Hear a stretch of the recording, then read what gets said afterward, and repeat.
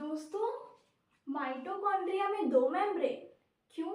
और उसमें से भी एक डीपली फोल्डेड, एक वेरी पोरस। आउटर वाली ही पोरस क्यों, इनर वाली ही डीपली फोल्डेड क्यों?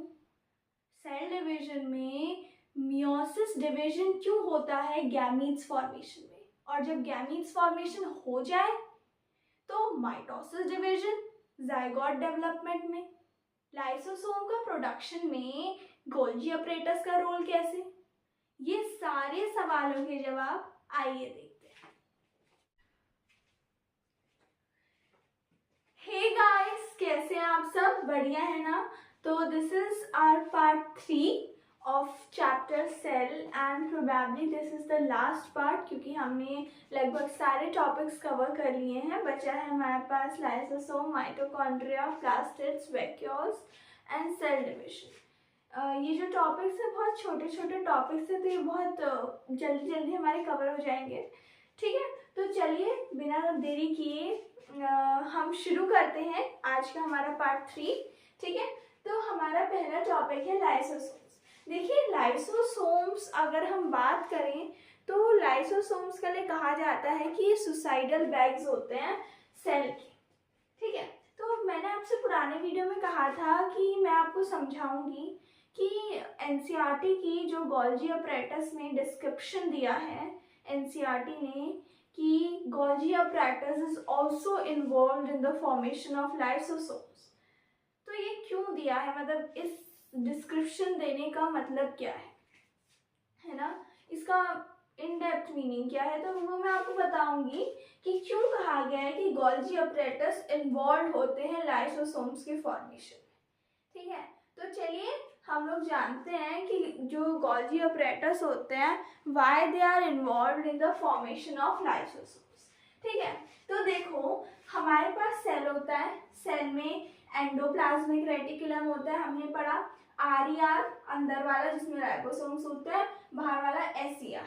ठीक है, आरईआर में सिस्टर्न्स होते हैं, एसईआर में ट्यूब्स और वेसिकल्स होते हैं। ये हो गया ट्यूब, ये हो गया वेसिकल। मटके जैसे वेसिकल होता है और टेस्ट ट्यूब जैसे ट्यूब्यूल्स कहते हैं इनको। ठीक है, तो जो आरईआर है उसके पास राइबोसोम्स होता है, इसलिए ये प्रोटीन बनाता है। ठीक है, इसलिए जो आरईआर होता है वो क्या बनाता है, प्रोटीन्स बनाता है। ठीक है, आरईआर प्रोटीन बनाता है क्योंकि इसके पास राइबोसोम्स होते हैं, तो राइबोसोम्स प्रोटीन बनाकर बाहर निकालते हैं। और जो एसईआर होता है वो लिपिड सिंथेसिस में मदद करता है। हमने ये एंडोप्लाज्मिक रेटिकुलम के अंदर पढ़ा कि एसईआर किसमें मदद करता है, लिपिड सिंथेसिस में मदद करता है। तो हमारे पास एंडोप्लाज्मिक रेटिकुलम से क्या आया, प्रोटीन्स बाहर आए, है ना, और एसईआर रफ एंडोप्लाज्मिक रेटिकुलम से प्रोटीन बाहर आए और एसईआर से स्मूथ एंडोप्लाज्मिक रेटिकुलम से लिपिड्स आए। ठीक है, और ये लिपिड्स और प्रोटीन्स आपस में मैन्युफैक्चर होने के लिए साथ में हमने पढ़ा था ना, मॉडिफिकेशन, टैगिंग, है ना, स्टोरेज, ये सारे फंक्शंस होते हैं गोल्गी अपरेटस के। तो उन्हीं में से एक फंक्शन की आपको मॉडिफिकेशन करना है इन दोनों सब्सटेंसेस का, बाय प्रोडक्ट्स का, जो एंडोप्लाज्मिक रेटिकुलम से निकले हैं। तो ये दोनों कंबाइनली किसमें जा रहे हैं, गोल्गी अपरेटस में जा रहे हैं। गोल्गी अपरेटस में ये जो रेक्टेंगुलर बार से रिप्रेजेंटेड प्रोटीन है, ये इस लिपिड सर्कुलर स्ट्रैंड के अंदर मैश हो जा रहा है। ठीक है, यानी चले जा रहे हैं और इस तरह से अरेंज हो जा रहा है। ठीक है, ये ऐसे अंदर गया और ऐसे बाहर आ गया, यहाँ से बाहर आ गया एज अ प्राइमरी लाइसोसोम बनके, प्राइमरी लाइसोसोम बनके बाहर आ गया। तो यानी गोल्गी अपरेटस इस तरीके से मदद करता है। हमने ये भी पढ़ा था कि Golgi apparatus and the endoplasmic reticulum constitute a part of complex cellular membrane system. complex cellular membrane system यानी ये cellular membranes साथ में मिलकर कई सारे complex function करते हैं, उनमें से एक है lysosome formation. एंडोप्लाज्मिक रेटिकुलम से रिक्वायर्ड प्रोटीन और लिपिड्स बाहर निकले और वो प्रोटीन्स और लिपिड्स गए गोल्गी अपरेटस में कंबाइन होने गए और गोल्गी अपरेटस ने प्राइमरी लाइसोसोम बनाया। इस तरीके से ये लाइन हमारी सही प्रूव हो गई कि Golgi apparatus are involved in the production of lysosome. ठीक है, और ये जो प्रोटीन्स होते हैं यही स्ट्रॉन्ग डाइजेस्टिव एंजाइम्स का काम करते हैं, जिसकी वजह से जो लाइसोसोम्स होते हैं वो डाइजेस्ट कर पाते हैं फूड को। तो देखो enzyme synthesised by RER proteins, है ना, ये क्या करते हैं, ब्रेक करते हैं ऑर्गेनिक सब्सटेंसेस को सिंपलर सब्सटेंसेस में, यानी जो हमारा फूड है उसको सिंपलर सब्सटेंसेस में ब्रेक डाउन करने का काम ये प्रोटीन्स करते हैं, जो आरईआर के द्वारा एंजाइम्स के रूप में सिंथेसाइज किए जाते हैं। अब ब्रेक डाउन कर दिया तो यानी ब्रेक डाउन करके वो क्या कर रहे हैं, जो मटीरियल्स आ रहे हैं सेल में, जैसे डेड ऑर्गेनेलीज या हमारा फूड पार्टिकल्स या फॉरेन पार्टिकल्स, वो डाइजेस्ट हो जा रहे हैं। क्यों डाइजेस्ट हो जा रहे हैं, क्योंकि वो ऑर्गेनिक सब्सटेंसेस को,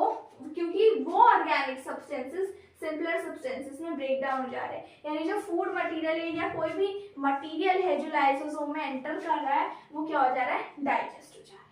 डाइजेस्ट हो गया, अब डाइजेस्ट हो गया यानी हम इसको कह सकते हैं कि क्योंकि ये सारी चीजों को डाइजेस्ट कर रहा है ना, जो भी उसके अंदर सेल के अंदर आ रही है, तो इसको हम कह देते हैं waste disposal system of cell, कि जितना भी गंदगी है उसको डाइजेस्ट करता है, खत्म करता है, जो ऑब्जर्व करना है उसको अंदर लेता है सेल के, और जो गंदगी है उसको बाहर फेंक देता है।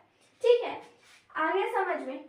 तो ये क्या करता है, क्लीन करता है सेल को, क्लीनिंग बेसिकली इसका फंक्शन होता है ना। अब क्या होता है, कभी कभी जो सेल है उसकी मेटाबॉलिक साइकिल में डिस्टरबेंस आ जाता है या वो डैमेज हो जाता है, उसकी वजह से जो लाइसोसोम्स होता है वो क्या हो जाता है, उसमें भी डैमेज का असर पड़ता है। तो कभी कभी लाइसोसोम्स की जो एंजाइम है वो लीक हो जाते हैं और वो सेल को ही डाइजेस्ट कर देते हैं।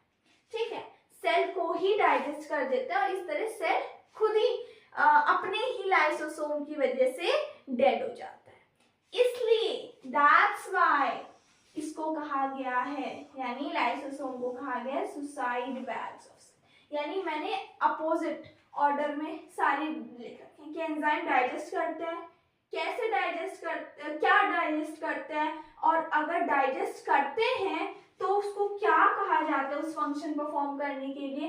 एंड कभी कभी उसकी मेटाबॉलिक साइकिल में डिस्टरबेंस होता है, उस डिस्टरबेंस की वजह से जो वो फंक्शन परफॉर्म करता है डाइजेस्ट करने का, सेल को खुद ही डाइजेस्ट करने का फंक्शन परफॉर्म करता है, उसी फंक्शन की वजह से उसको क्या कहा जाता है, सुसाइड बैग्स ऑफ सेल कहा जाता है। ठीक है, तो लाइसोसोम क्लियर है कि उसकी फॉर्मेशन में गोल्गी अपैरेटस और एंडोप्लाज्मिक रेटिकुलम ने कैसे मदद की, कैसे वो प्रोटीन्स की मदद से डाइजेस्ट करता है फॉरेन मटेरियल्स को। ठीक है, और कभी कभी वो जो मेटाबॉलिक साइकिल है सेल की उसमें डिस्टरबेंस आ जाता है, तो कैसे लाइसोसोम सेल के लिए खुद ही घातक साबित होता है। ठीक है, ये सारे फंक्शंस हमने पढ़े। ठीक है, अब अगला टॉपिक है हमारा माइटोकॉन्ड्रिया।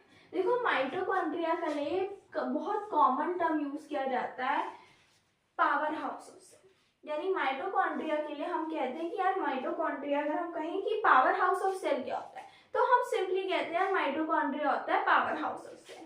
ठीक है, अब माइटोकॉन्ड्रिया जिस तरह जो लाइसोसोम होती है वो सिंगल मेम्ब्रेन कवरिंग होती है। लाइसोसोम में एक ही मेम्ब्रेन है, जैसे न्यूक्लियस में दो थे ना, लाइसोसोम में एक ही है। पर माइटोकॉन्ड्रिया कैसी है, माइटोकॉन्ड्रिया आपकी डबल मेम्ब्रेन कवरिंग है, ये डबल मेम्ब्रेन कवरिंग। इसकी जो आउटर मेम्ब्रेन है वो बहुत ही पोरस है। पोरस माने जिसमें चीजें आराम से अंदर चली जाए। क्यों है पोरस, जो फूड डाइजेस्ट हो रहा है। अच्छा पहले ध्यान से सुनो कि डबल मेम्ब्रेन कवरिंग है, आउटर मेम्ब्रेन पोरस है, ठीक है, पोरस है आउटर मेम्ब्रेन, और इनर मेम्ब्रेन फोल्डेड है, डीपली फोल्डेड कहते हैं, डीपली फोल्डेड। ठीक है, outer membrane porous, inner membrane deeply folded. क्यों, ऐसा क्यों? तो जरा सोचो कि अगर आपको हम दें क्या, अगर हम आपको एक बॉल दें, ठीक, एक बॉल दें, या हाँ एक बॉल देते हैं हम आपको, उस बॉल को हम क्या कर देते हैं, एम्प्टी कर देते हैं, यानी वो बॉल जो है उसमें पोर्स है, क्या है, पोर्स है, यानी उसमें से चीजें जो हैं वो अंदर जा सकती है। तो बॉल्स को, बॉल है, टेनिस बॉल है, टेनिस बॉल को हमने बीच से काटा, अंदर से खाली है, ठीक है, उसको बंद किया और उसके आउटर एज पे पोर्स बना दिए, छेद कर दिए। तो हम क्या देखेंगे, अगर हम टेनिस बॉल को मिट्टी के अंदर डाल लें, ठीक है, टेनिस बॉल को मिट्टी में घुमा रहे हैं, उससे खेल लें, फिर जब उसको हमने जहाँ बीच से उसको काटा था उसको ओपन करें तो हमें अंदर मिट्टी दिखेगी गई हुई। क्यों? क्योंकि हमने उसमें पोर्स कर दिए थे, तो मिट्टी आसानी से अंदर चली गई। वही काम ये है कि जो खाना हम खा रहे हैं, ठीक है, जो खाना हम खा रहे हैं वो जो सेल में उसका ब्रेक डाउन हो रहा है ना, उस सेल में खाने के ब्रेक डाउन की वजह से जो सिंपलर सब्सटेंसेस हैं जो हमारी बॉडी अब्जॉर्ब कर सकती है और उनसे एनर्जी एक्वायर कर सकती है, वो सब्सटेंसेस ताकि माइटोकॉन्ड्रिया में आसानी से चले जाए, इसलिए जो आउटर मेम्ब्रेन होती है वो पोरस होती है, यानी उसमें पोर्स होते हैं, ताकि जितना ज़्यादा हो सके उतने ज़्यादा सिंपलर सब्सटेंसेस हमारी माइटोकॉन्ड्रिया में आते जाए और उसके बाद हम उससे क्या करें, सिंथेसाइज करें एटीपी, ठीक है, इसलिए पोरस होती है। छेद इसलिए होते हैं ताकि ज़्यादा से ज़्यादा चीज़ आती जाए। और डीपली फोल्डेड इनर मेम्ब्रेन इसलिए होती है, देखो हमने स्मॉल इंटेस्टाइन में भी पढ़ा है 8th क्लास में कि अंदर होते हैं विलाई, फिंगर लाइक प्रोजेक्शन। ये क्या करते हैं, फ्लैट, देखो खुद ही दिमाग लगाओ, अगर कोई चीज फ्लैट है, ठीक है, एक प्लेन शीट ऑफ पेपर है, आपने उस प्लेन शीट ऑफ पेपर से बॉक्स को कवर कर दिया, ठीक है, कोई बॉक्स है, आपने उस बॉक्स को प्लेन शीट ऑफ पेपर से कवर कर दिया, ठीक है, या आप मान लीजिए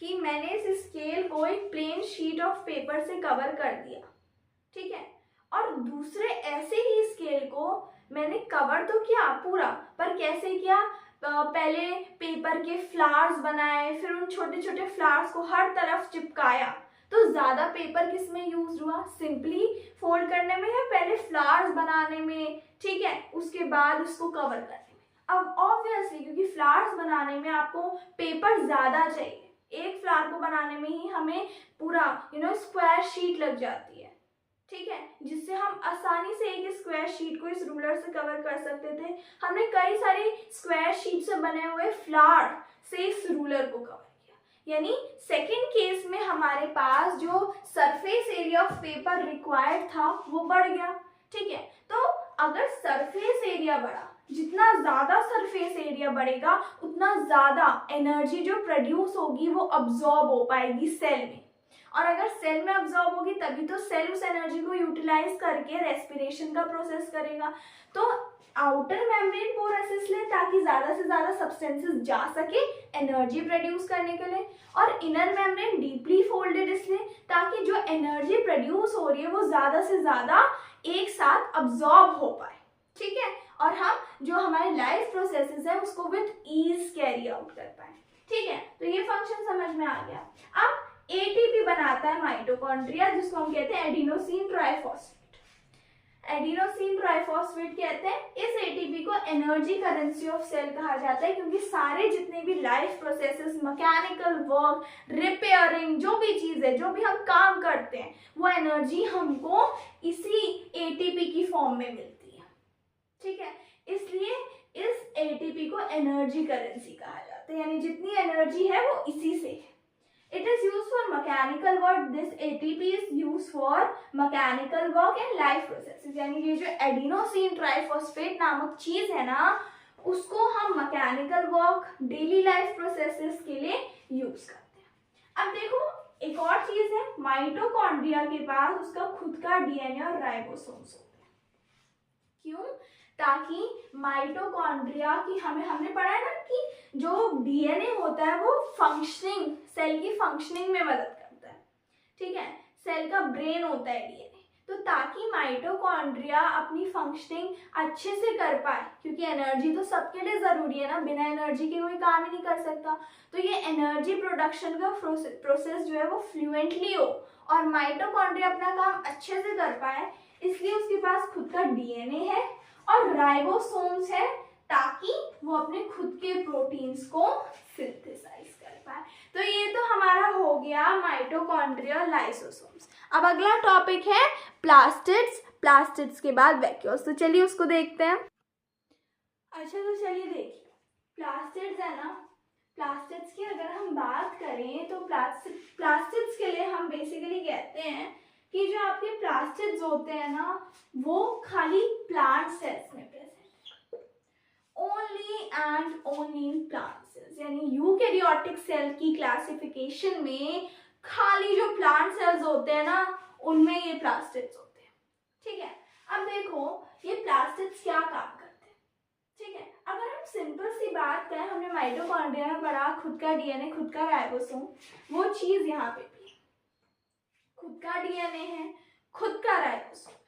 ठीक है, इस प्लास्टिड्स में, ठीक है, खाली प्लांट सेल्स में प्रेजेंट होते हैं, खुद का डीएनए है खुद का राइबोसोम है। दो टाइप के प्लास्टिड्स हैं, कुछ बुक्स जो है वो 3 टाइप की क्लासिफिकेशन भी देती हैं, क्लोरोप्लास्ट को क्रोमोप्लास्ट की कैटेगरी से हटा के अलग ही कर देती है, बट आपके एनसीईआरटी में जैसा दिया है हम उसको फॉलो करेंगे। तो अगर हम बात करें क्रोमोप्लास्ट की, तो क्रोमोप्लास्ट क्या होते हैं, कलरफुल। आई थिंक ये समझ नहीं आ रहा है, इसको हम फिर से लिख दें, कलरफुल। ठीक है, they are colourful, chromoplast colourful. ठीक है, क्रोमा का मतलब ही क्या होता है, कलर। क्रोमा का मतलब ही क्या होता है, कलर होता है। तो chromoplast are colourful, leucoplast are colourless plastids, और हम इनको व्हाइट प्लास्टिड्स भी कहते हैं। ठीक है, कलरलेस या व्हाइट प्लास्टिड्स। ठीक है, तो क्रोमोप्लास्ट जो होते हैं उसी का एक टाइप होता है क्लोरोप्लास्ट। क्रोमो का एक टाइप क्लोरो, जी हाँ, ये वही क्लोरोप्लास्ट है, ये वही क्लोरोप्लास्ट है जो फोटोसिंथेसिस में मदद करवाते हैं प्लांट्स में। यानी ये क्लोरोप्लास्ट क्या कंसिस्ट करते हैं, क्लोरोफिल कंसिस्ट करते हैं। क्या कंसिस्ट करते हैं, क्लोरोफिल कंसिस्ट करते हैं। क्लोरोफिल के साथ साथ कभी कभी ये येलो और ऑरेंज पिगमेंट भी कंसिस्ट करते हैं, पर कलर तो क्लोरोप्लास्ट का ग्रीन ही दिखता है और ग्रीन क्लोरोफिल होता है। तो अगर इनके पास येलो और ऑरेंज भी है तो येलो और ऑरेंज कलर शो क्यों नहीं होता मैक्सिमम प्लांट्स में। तो देखो, प्लांट्स का कोई ना कोई पार्ट ग्रीन जरूर होता है। अगर खाली स्टेम ग्रीन है तो खाली स्टेम ही में फोटोसिंथेसिस होगा। ठीक है, जो पार्ट ग्रीन है उसमें फोटोसिंथेसिस होगा। पर हम generally site of photosynthesis leaves को इसलिए कहते हैं क्योंकि मेजरली प्लांट्स में लीव्स कंसिस्ट ऑफ क्लोरोफिल। ठीक है, अब कुछ प्लांट्स में क्लोरोफिल के साथ साथ येलो और ऑरेंज पिगमेंट्स भी होता है, और उनमें से कुछ में वो येलो और ऑरेंज पिगमेंट्स की विजिबिलिटी बहुत ज़्यादा होती है, कुछ में बहुत कम होती है, कुछ में होती नहीं। क्यों?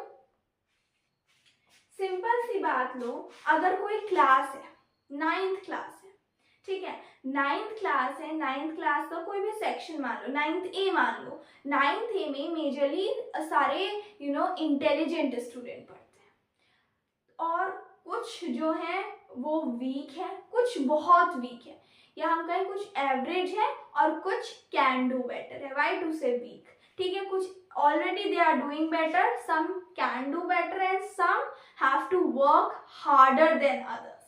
ठीक है, और हार्ड वर्क करना है। तो मेजरली उसमें इंटेलिजेंट पीपल का कंपोजिशन है, तो सब टीचर कहेंगे 9th है तो बड़ी अच्छी है। कुछ सपोज 9th बी है, 9th बी में अच्छे बच्चे हैं, मतलब who are already doing better, these students are less in number, और higher concentration है एवरेज स्टूडेंट्स का, तो वो कहेंगे कि क्या कहते हैं, 9th B is not so good. अब 9th सी है, वहां दोनों बराबर है। ठीक है, जो तराजू है उसके दोनों जो पड़ले हैं वो एक जैसे हैं। ठीक है, तो वो कहेंगे कि हाँ ये ठीक ठीक क्लास है। उसी तरह जिस प्लांट में, जिस एरिया में क्लोरोप्लास्ट सेल्स है, उनमें क्लोरोफिल का कंपोजिशन बहुत ज्यादा है और इनका बहुत कम है, तो क्या होगा, क्लोरोफिल का कलर विजिबल होगा।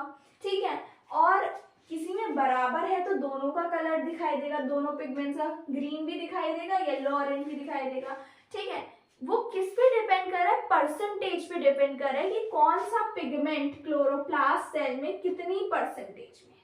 जिसकी परसेंटेज ज्यादा होगी वो डोमिनेट करेगा इंडस्ट्री को। ठीक है, वो डोमिनेट करेगा लीफ के कलर को। ठीक है, आ गया समझ में। अब जो ल्यूकोप्लास्ट होते हैं ना, ल्यूकोप्लास्ट आर प्राइमरीली ऑर्गेनेलीज जो स्टोर करती है स्टार्च, ऑयल्स और प्रोटीन ग्रैन्यूल्स। यानी आपने इतना तो सीख लिया कि भैया प्लास्टिड्स में जो क्रोमोप्लास्ट होते हैं उनका काम होता है कलर देना प्लांट को, और ल्यूकोप्लास्ट का काम होता है स्टोरेज का, क्योंकि वो कलरलेस होते, कलर तो देंगे नहीं। ठीक है, जो स्टार्च, ऑयल्स, प्रोटीन ग्रैन्यूल्स ये सब स्टोर करते हैं। अब एक और इंफॉर्मेशन है कि जो एक्सटर्नल स्ट्रक्चर है वो माइटोकॉन्ड्रिया जैसा होता है, किसका? प्लास्टिड्स का। क्यों? अगर आपको असर्शन दे दिया जाए कि the plastids have a similar structure like mitochondria, reason में दे दिया plastids contains ribosomes and DNA, बिल्कुल सही है, A and R are true and R is the correct explanation of given A. क्यों? क्योंकि वो कह रहे हैं माइटोकॉन्ड्रिया जैसा एक्सटर्नल स्ट्रक्चर है, यानी क्यों कह रहे हो? क्योंकि माइटोकॉन्ड्रिया में भी डीएनए और राइबोसोम्स है, माइटोकॉन्ड्रिया में भी डीएनए और राइबोसोम्स है। और दूसरी बात, माइटोकॉन्ड्रिया भी डबल लेयर मेम्ब्रेन कवरिंग है, प्लास्टिड्स भी डबल लेयर मेम्ब्रेन कवरिंग है। ठीक है, आ गया इतना समझ में। अब हमने बोला इंटरनल ऑर्गेनाइजेशन जो होते हैं क्लोरोप्लास्ट सेल की, ठीक है, क्लोरोप्लास्ट सेल की जो इंटरनल ऑर्गेनाइजेशंस होती हैं उनमें क्या होता है? उनमें न्यूमरस मेम्ब्रेन लाइक लेयर्स होती है, जिसको हम कहते हैं जो एम्बेडेड होती है, यानी न्यूमरस मेम्ब्रेन लाइक लेयर क्या होंगी? एम्बेडेड होंगी, किसमें? मटेरियल में, और उस मटेरियल को हम कहेंगे स्ट्रोमा। क्या कहेंगे? स्ट्रोमा कहेंगे। क्या कहेंगे? स्ट्रोमा कहेंगे। आगे समझ में? तो ये था हमारा प्लास्टिड्स का स्ट्रक्चर। ये प्लास्टिड्स क्या होते हैं, किस किस टाइप के होते हैं। ठीक है, सो चलिए अब अगले टॉपिक पे बढ़ते हैं, जो क्या है हमारा वैक्यूल्स। तो चलिए अब हम देखते हैं क्या वैक्यूल्स। ठीक है, तो वैक्यूल्स में अगर हम कहें तो वैक्यूल्स को हम कहते हैं कि they are the storage sacs. Storage sacs यानी स्टोर करते हैं for solid and liquid contents, solid भी लिक्विड कंटेंट्स को भी, दोनों को स्टोर करते हैं। एनिमल सेल्स में छुटकू से होते हैं, छोटे से होते हैं, क्योंकि एनिमल सेल्स जनरली एक्टिव होते हैं, तो उनमें स्टोरेज की ज़रूरत नहीं है, उनमें वही सिस्टम चलता है कि खाना पकाया खाया, खाना पकाया खाया। ठीक है, तो दे आर एक्टिव सेल्स, इसलिए उनमें वैक्यूल्स की ज़्यादा ज़रूरत नहीं होती है। अब प्लांट सेल्स में हम टिश्यू में भी पढ़ेंगे कि जो प्लांट सेल्स होते हैं वो जनरली उनको सपोर्टिव टिश्यू चाहिए होते हैं, इसलिए उनके ज़्यादातर जो सेल्स होते हैं वो डेड होते हैं, है ना। तो डेड सेल्स में ठीक है, ज़्यादातर सेल्स डेड होते हैं, यानी फंक्शनिंग के जो सेल्स होते हैं वो बहुत कम होते हैं, इसलिए उनको स्टोरेज के लिए क्या चाहिए? उन फंक्शनिंग सेल्स को, उन लिविंग सेल्स को स्टोरेज के लिए क्या चाहिए? लार्ज वैक्यूल्स चाहिए। प्लांट सेल्स में तो 50 to 90% of cell volumes occupy कर लेता है एक वैक्यूल। ठीक है, अब इतनी वॉल्यूम ऑक्यूपाई करके वो कर क्या है? देखो असर्शन रीजन बन रहा है कि it occupy this much of volume. Why? Because plant cells को टर्जिडिटी और रिजिडिटी चाहिए। क्यों चाहिए टर्जिडिटी और रिजिडिटी? ताकि वो क्या कर पाए? अपने आप को होल्ड कर पाए, अपने आप को सपोर्ट दे पाए, एक्सटर्नल एनवायरनमेंट में इजीली डैमेज ना हो, इसलिए दैट्स व्हाई, है ना। इसलिए उसको टर्जिडिटी, इसलिए उसको रिजिडिटी चाहिए। ठीक है, इसलिए क्या हो रहा है? ये सेल सेप से भरा होता है वैक्यूल प्लांट सेल्स में। ठीक है, बेसिकली सेल सेप से भरा होता है, और भी कई मटेरियल से भरा होता है आपका वैक्यूल। ठीक है, तो 50 to 90% वॉल्यूम ऑक्यूपाई करता है ताकि सेल को टर्जिडिटी और रिजिडिटी दे पाए, जिससे कि सेल जो है जिससे कि जो प्लांट्स है वो सपोर्टिव, विदाउट एनी सपोर्ट आराम से खड़े हो पाए एक्सटर्नल एनवायरनमेंट में और इजीली डैमेज ना हो। ठीक है, इसलिए इतना वॉल्यूम ऑक्यूपाई करता है प्लांट का वैक्यूल, क्योंकि वो क्या दे रहा है? रिजिडिटी और टर्जिडिटी दे रहा है। अब प्लांट सेल्स में ये ग्रेट इंपॉर्टेंस रखते हैं। एक और असर्शन रीजन है क्यों रखते हैं ग्रेट इंपॉर्टेंस? बिकॉज वो अमाइनो एसिड्स, ऑर्गेनिक एसिड्स और प्रोटीन्स को स्टोर करते हैं, जो time to time plant utilise करते हैं। तो 2 AR समझ में आ गया आपको। पहला कि इतनी वॉल्यूम क्यों ऑक्यूपाई कर रहा है प्लांट में वैक्यूल? क्योंकि उसको टर्जिडिटी और रिजिडिटी दे, जिससे कि प्लांट जो है वो आराम से एक्सटर्नल एनवायरनमेंट में खड़ा हो पाए।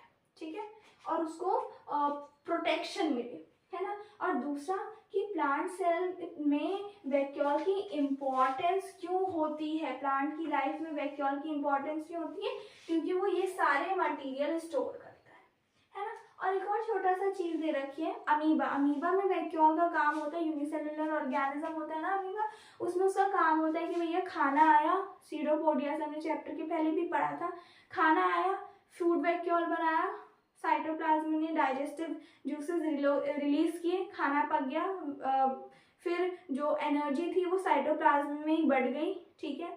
और उसके बाद बचा वेस्ट मटेरियल, यानी वो फूड वैक्यूल वेस्ट वैक्यूल में ट्रांसफर हो गया, और वो उसी तरह जिस तरह आया था उसी तरह सूडोपोडिया से वेस्ट मटेरियल बाहर चले गया।